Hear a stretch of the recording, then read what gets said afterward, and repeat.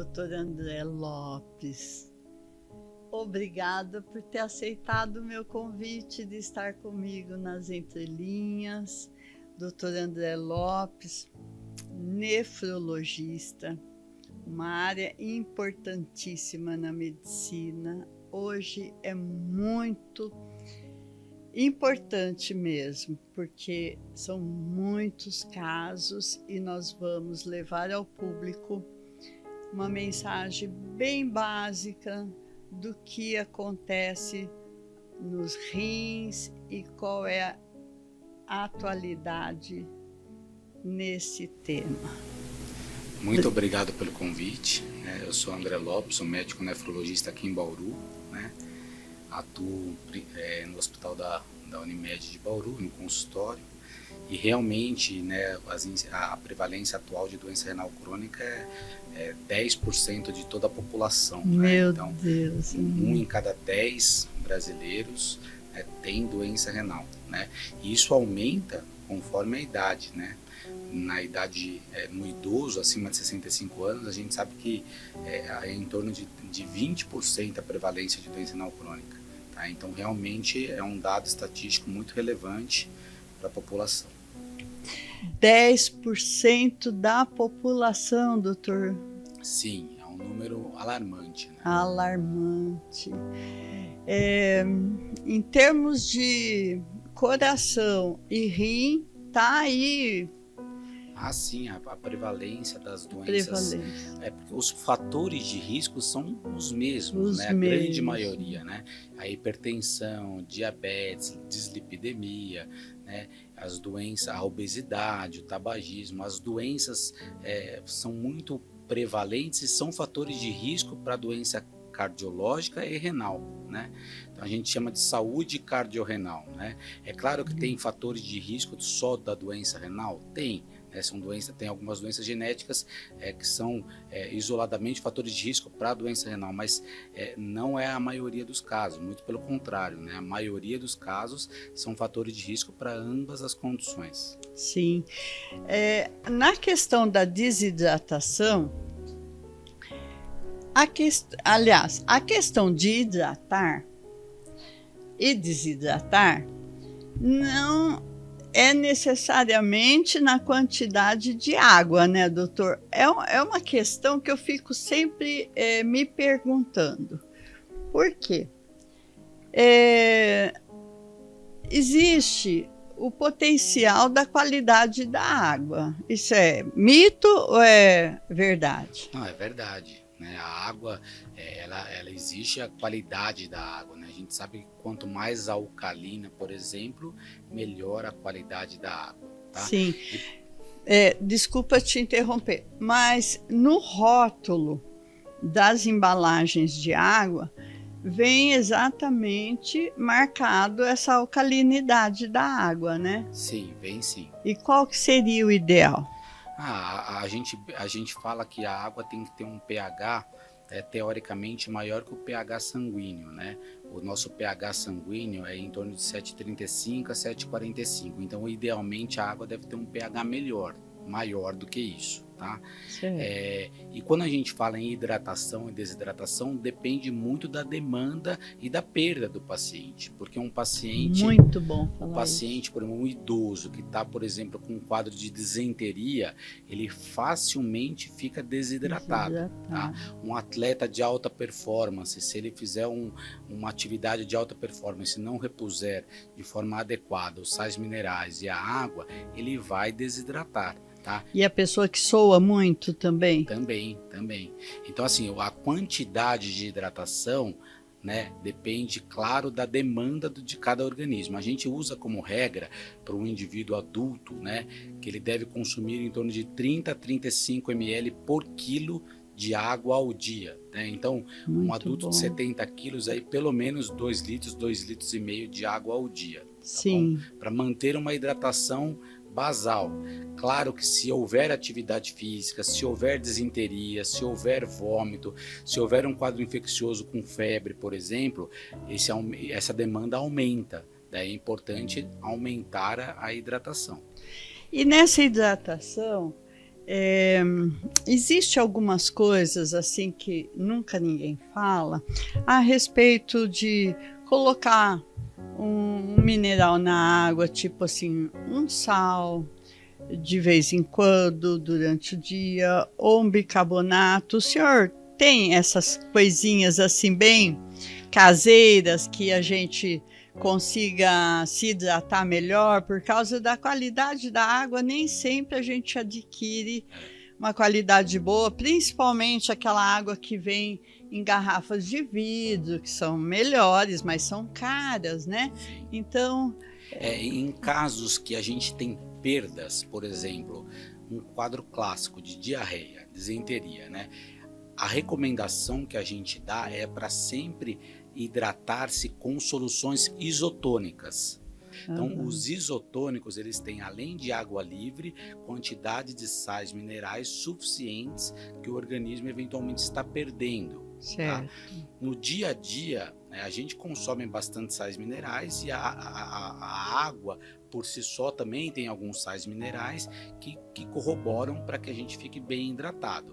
Mas em estados de perdas é muito importante a hidratação com solução isotônica. Ou nas farmácias vendem os soros de reidratação oral. Né?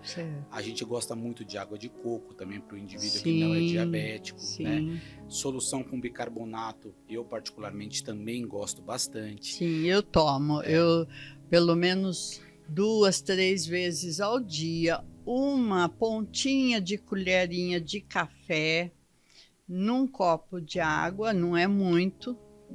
Se eu estiver fazendo errado, o senhor me corrige, né? Mas eu faço isso sempre.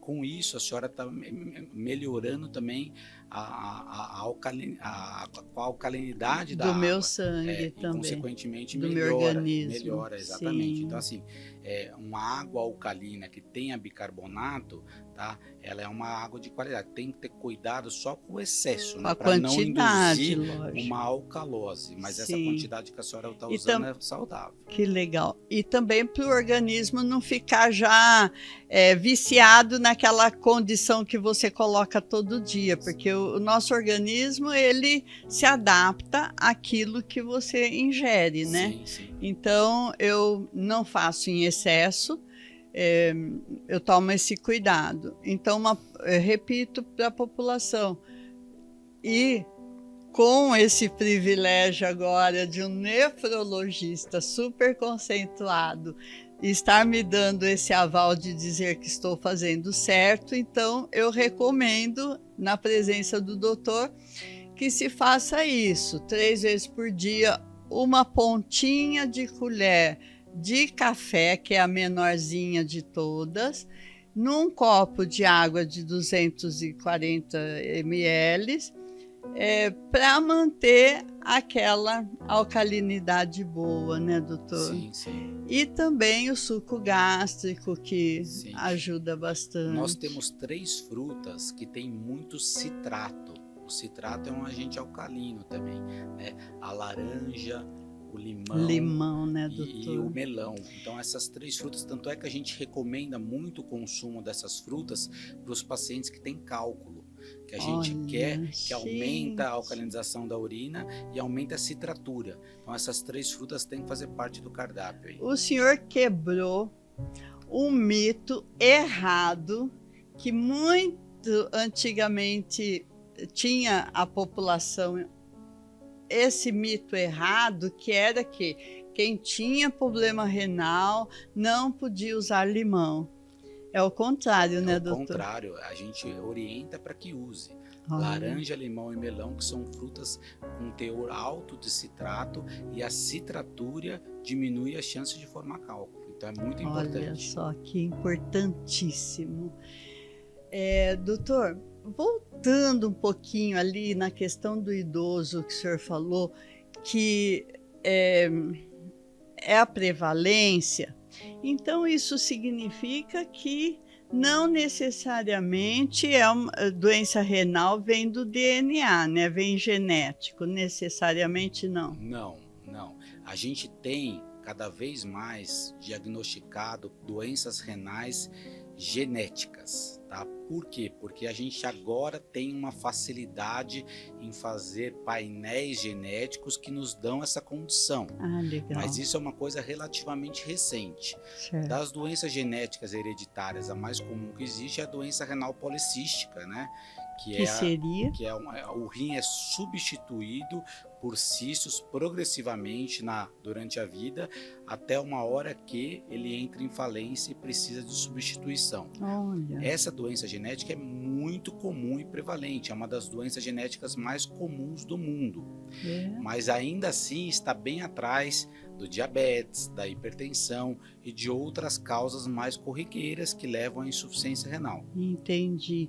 E como que detecta, para a gente saber quando ainda é jovem, se tem essa característica genética dos policísticos? Rim policístico.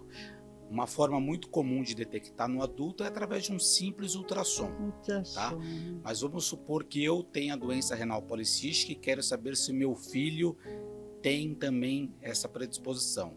A gente pode fazer um teste genético para ver se tem a mutação no gene responsável, ou até mesmo, dependendo da idade da criança, fazer uma ressonância que detecta mais precocemente do que o ultrassom. Certo. Tá?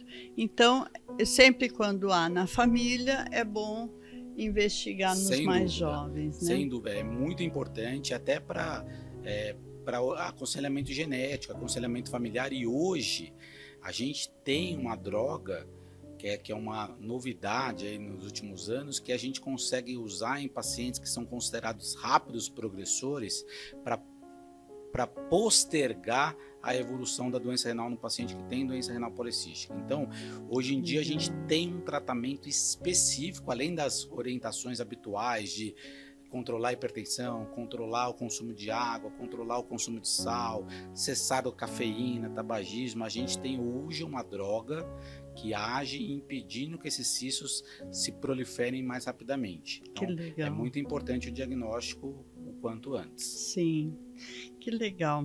E doutor, me conta, na questão do diabetes, só o controle da diabetes regularmente, tudo certinho, é suficiente para evitar problemas renais? Olha, ou mesmo tratando da diabetes, controlando, mesmo assim acontece? Olha, o principal orientação é o controle glicêmico. Se houver um bom controle glicêmico, ou no diabético tipo 2, ou no diabético tipo 1, a chance de ter doença renal, a chance de evoluir com retinopatia diabética é muito menor. Tá? A gente sabe hoje que a variabilidade glicêmica, então assim, aquele paciente que tem hora 60 de glicemia, hora 300, essa variabilidade é muito ruim. Então, quanto mais linear for a glicemia do paciente, tá? Melhor para o rim, para a retina e para os órgãos alvos, né? Então, assim, é fundamental o controle, né, do diabetes para evitar a progressão. Eu tenho pacientes no consultório que têm diabetes há mais de 20, 25 anos, bem controlados, que não tem nada no rim. Então, o que significa o seguinte, não tem nenhuma droga que substitua o bom controle glicêmico. Sim. Tá? É primordial. Tem paciente que vai, doutor, eu quero usar um medicamento para prevenir a instalação da doença renal.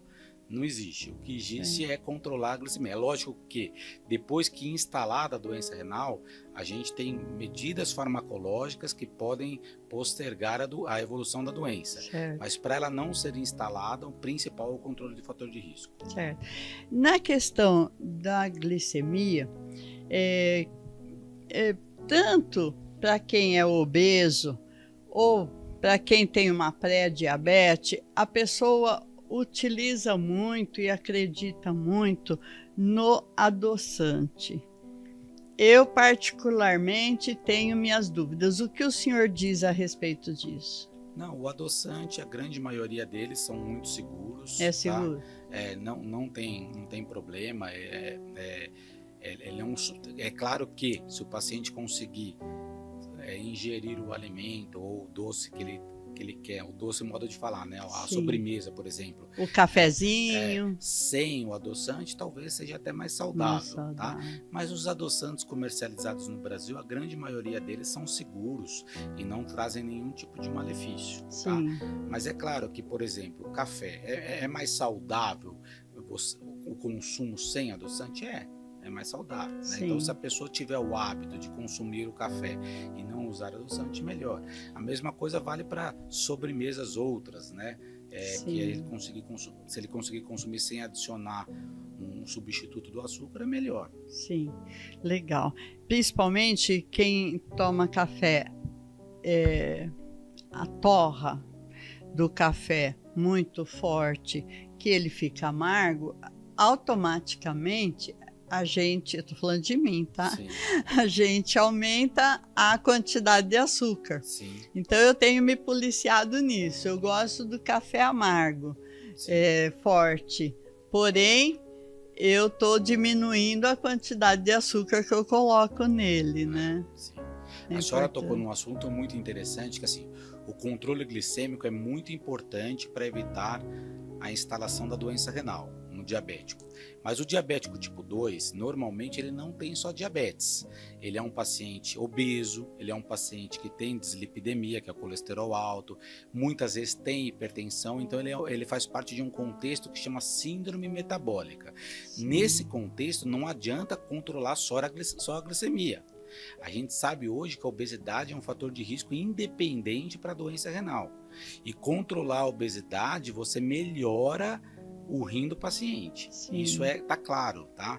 Nos últimos anos, os estudos têm mostrado que tá claro. Melhora em vários aspectos, tá? Melhora a apneia do sono do paciente obeso, melhora a esteatose hepática do paciente obeso, independente dele ser diabético. Tá? Então, controlar todos esses fatores de risco é muito importante para ele não desenvolver a doença renal. Sim. E as inflamações? Tem pessoas que tomam diclofenaco, anti-inflamatório. Esses anti-inflamatórios, tem gente que toma e nem consulta médico. Esse é um erro muito grande da população brasileira, que é o consumo indiscriminado de anti-inflamatórios, né? Voltaren e outros mais, que principalmente quem tem gotas, quem tem inflamações crônicas, né? Usar o anti-inflamatório de uma forma ponderada, sob prescrição médica, por um curto espaço de tempo, tudo bem, né? Às vezes faz se necessário. Agora, usar anti-inflamatório, como muitos usam, há anos, muitas vezes sem orientação médica, ou levando em consideração uma receita de 15, 20 anos atrás, a pessoa continua usando. Doutor. Isso é uma causa de doença renal crônica. Olha, tem vários casos para mostrar sobre isso, né? Que anti-inflamatório é sim uma causa e quando a gente pega precocemente, às vezes a gente reverte, tá? Mas muitas vezes são lesões irreversíveis. E o paciente fala, mas foi prescrito por fulano de tal, mas daí olha a receita, é uma receita de 15 anos. E o colega às vezes escreveu o tempo, o paciente ficou usando 15 anos. E não faz mal só para o rim, faz mal para a condição gástrica, faz mal para os ossos dos pacientes. Então tem uma série de fatores, né? Tem drogas que devem ser usadas para condições inflamatórias crônicas seguras, que não vão levar a esse tipo de problema. Agora, os anti-inflamatórios não devem ser usados dessa forma, de jeito nenhum. Por conta própria, né? Por falar em ossos, existe alguma coisa relacionada com hormonal da mulher na menopausa? Tem alguma ligação? Não causa problema nenhum nessa questão? Não, a osteopenia ou até a osteoporose, que a gente diagnostica muito nessa fase da mulher da menopausa, e no homem também cada vez mais na andropausa, não tem necessariamente uma relação direta com a doença renal. O que a gente vê é o paciente com doença renal, ele tem um tipo de doença óssea que nós chamamos de osteodistrofia renal, que é associada a uma hiperfunção da glândula paratireoidiana, que é uma doença óssea pior do que a osteoporose e que predispõe, além de fratura, tá? Aumenta muito o risco cardiovascular, porque tem um depósito de cálcio nas paredes dos vasos sanguíneos, das artérias. Então, assim, é um tipo específico de doença óssea do paciente que tem a doença renal. Agora, a osteopenia, a osteoporose de um paciente não portador de doença renal não tem diretamente relação com a doença renal crônica, né? Ao contrário, a doença renal crônica pode levar a um tipo específico de doença óssea. Entendi. Muito interessante isso. Doutor, quando acontece uma paralisação dos rins por algum motivo, há como reverter? Ou quando paralisa o rim, ele deixa de funcionar por algum tipo de situação? Existe a possibilidade dele voltar a funcionar? Sim, a gente tem dois tipos de insuficiência renal, né? Tem a lesão renal aguda, que é uma doença aguda que se instalou nos últimos dias ou semanas, e tem a doença renal crônica, que é uma doença de instalação por meses, anos, tá? A doença renal crônica, quando ela chega no estadio 5, que é a famosa terminal, que o rim está funcionando menos que 10, 15 ml por minuto, né? Ela é irreversível, né? A gente só tira o paciente da diálise se ele transplantar, né? É diferente da insuficiência renal aguda, que a gente consegue muitas vezes reverter a injúria, reverter a causa da insuficiência renal e tirar o paciente da diálise, tá? Então, o grande ação do médico nefrologista, quando ele se depara com um paciente com doença renal, é saber: isso aí é novo, é uma coisa aguda, ou isso aí tem anos? Muitas vezes o paciente não sabe contar pra gente se isso aí começou agora ou não. Então, a gente tem, através da nossa propedêutica, né, exame físico, exames laboratoriais, exame de imagem, a gente usa de artimanhas para saber se isso aí é crônico ou não. E como que a pessoa pode saber se o rim está funcionando corretamente? Pela quantidade de urina, de micção? Não necessariamente, porque tem muito paciente com doença renal crônica grave que urina bem.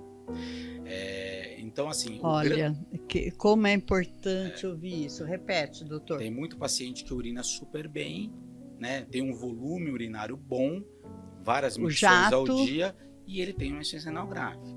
Mesmo com jato? Mesmo com jato bom. E a cor da urina? A cor diz muito sobre o estado de hidratação, né? Quanto melhor hidratado tiver o indivíduo, mais transparente, mais isotônica estará a urina. E vamos supor que a gente esteja por algum motivo desidratado. Eu fiquei sem tomar água a manhã inteira, não consegui me hidratar. É natural que a nossa boca comece a ficar seca e nossa urina concentrada, porque a gente está retendo a água. Ela fica mais laranja, mais amarelada. Mas o grande problema da doença renal é que ela dá poucos sintomas.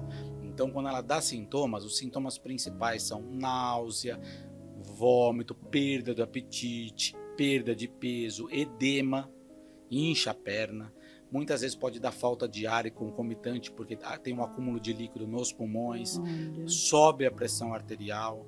Na grande maioria das vezes, as doenças renais cursam com hipertensão arterial, tá? Independente se a causa da doença renal tem a hipertensão ou não, em estágios terminais a pressão arterial costuma subir.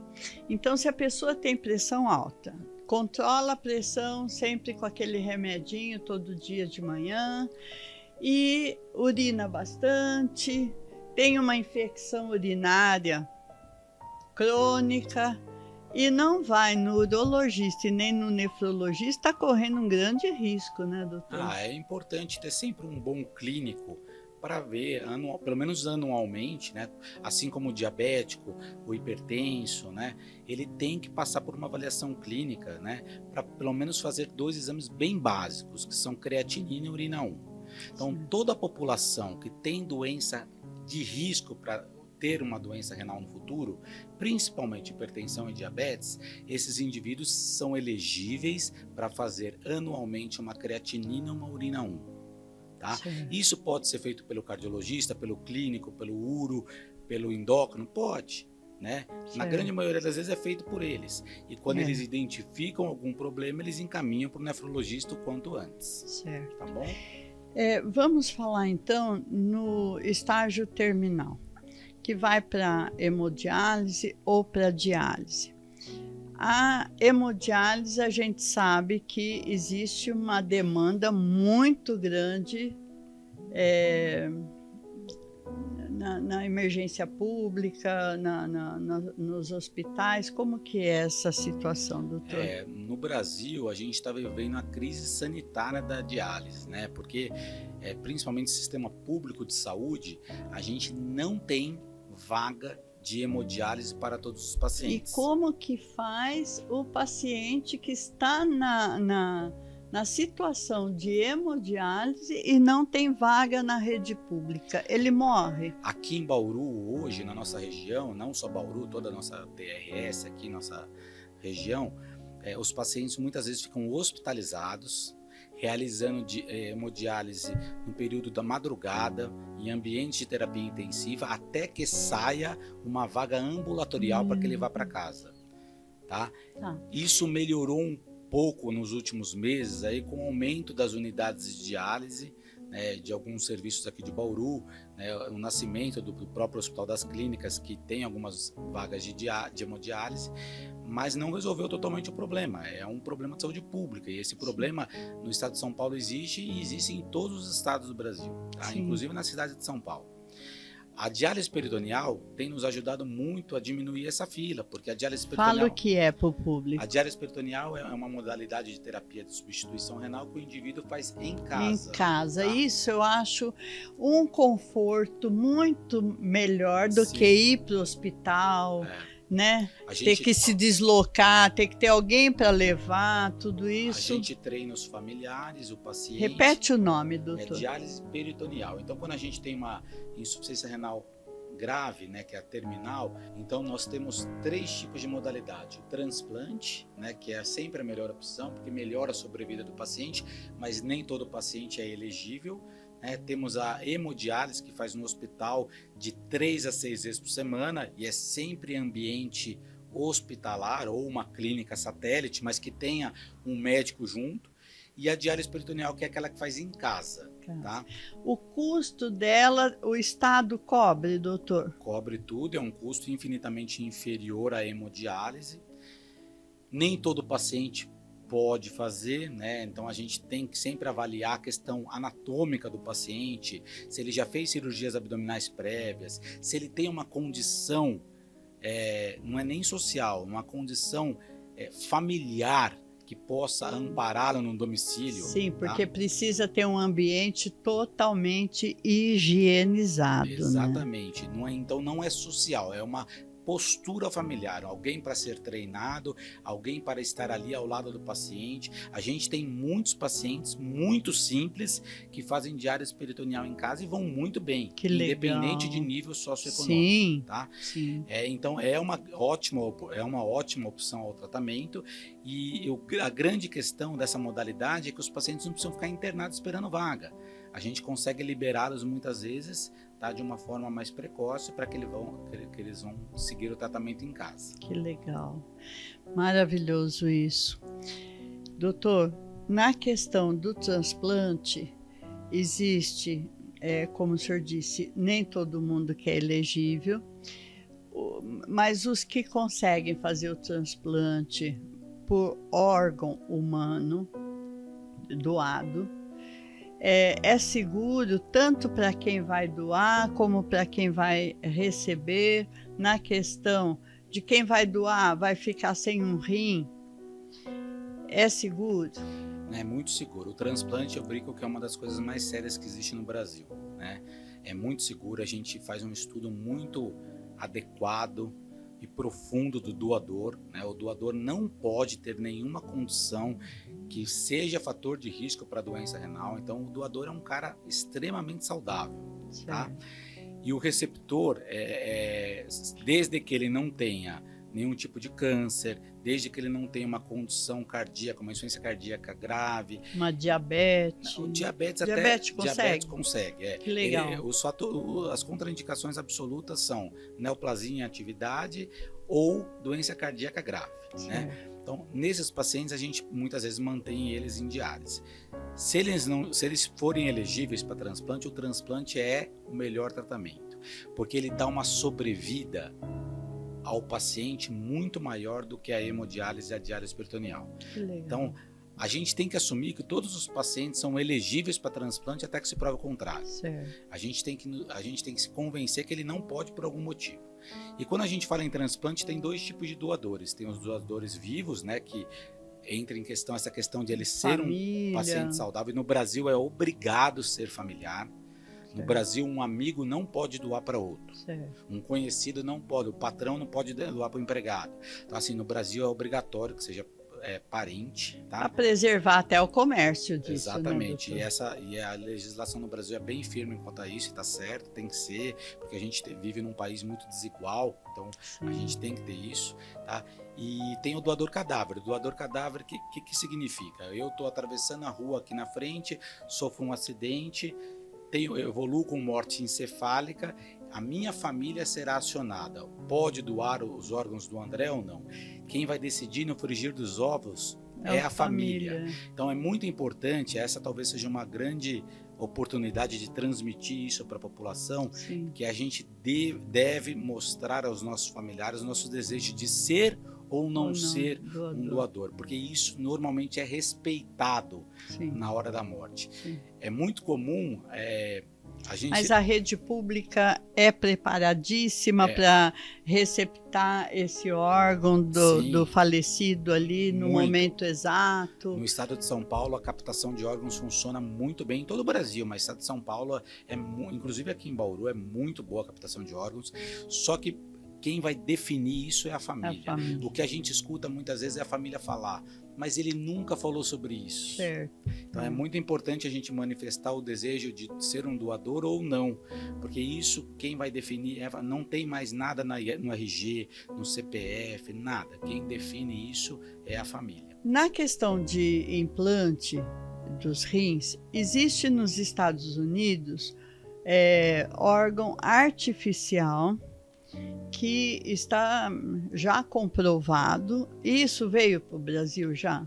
Na verdade é o seguinte, os americanos, né, inclusive no grupo deles tem gente do mundo inteiro, inclusive brasileiros, eles estão bem avançados no xenotransplante, que é o rim do porco, né, que já fizeram alguns transplantes lá na região de Boston, né? Sim. E a questão do rim artificial está se desenvolvendo muito bem, mas ainda não temos efetivamente, né, ele em uso, tá? Mas é bem promissor, existe essa possibilidade realmente no futuro, mas ainda não chega às mesmas condições que o rim do humano. Então, ainda o que temos hoje, o melhor é o rim do humano. Então, o que está comprovado no implante nos Estados Unidos é do porco, não o do artificial. O xenotransplante, o rim artificial está em estudo. Está em estudo. A gente tem certeza que uma hora vai acontecer. Vai conseguir. Tá? Mas ainda efetivamente não tem validação científica. Mas do porco está comprovado? Sim, a gente tem, pelo menos, se eu não estiver enganado, 2 ou 3 pacientes esse ano que foram transplantados. Aqui no Brasil? Não, nos Estados Unidos. E um deles, liderado por um grupo de nefrologistas, tem um brasileiro, né? E até saiu reportagem em grande mídia social aqui no Brasil, tá? E a repercussão foi muito positiva, porque são pacientes que muitas vezes não têm um doador vivo, ou estão na fila de transplante há muito tempo. Então há essa possibilidade do xenotransplante vir a ser uma realidade. Sim. Né? Isso pode ajudar muita gente. Que legal. Doutor, o senhor atende na rede pública, nos convênios e no seu consultório? Sim, hoje eu estou mais focado no consultório, né, no meu consultório privado, né, que atende pacientes de alguns convênios, né, e meu hospital de referência hoje aqui em Bauru é o hospital da Unimed de Bauru, né, que a grande maioria dos meus pacientes, quando precisam de internação, são realizadas lá. Trabalhei por muitos anos na rede pública, né, no hospital de base, no hospital estadual, né, mas atualmente tenho me dedicado mais ao ambiente ambulatorial do meu consultório, tá? e ao hospital da Unimed. Que legal. Nós vamos colocar aqui o contato de sua clínica. Doutor, muito obrigada. Como foi maravilhoso esse nosso bate-papo, super esclarecedor. Se você gostou, curte, compartilha, se inscreva em nosso canal, divulgue este vídeo, porque é de suma importância a população saber, né, doutor? Ah, sim. Hoje em dia a gente está com uma enormidade de pacientes com doença renal, e o mais triste disso, que a maioria deles chegam para nós sem ter ideia do que está acontecendo. Então, o diagnóstico muito tardio. Então, esse bate-papo acho que serve também bastante para orientar os colegas médicos que trabalham nas redes básicas, que atendem os pacientes com hipertensão, com diabetes, que evitem também usar anti-inflamatórios de forma crônicas, né? E isso vai ajudar tanto no diagnóstico como na prevenção da doença renal. Muito bom o senhor falar isso, importantíssimo. Só tenho a agradecer, muito obrigado, o senhor vai estar sempre conosco. Obrigado pelo convite, espero ter ajudado, orientado a população, que acho que o mais importante é orientá-los em relação a isso. Sim, muito obrigada.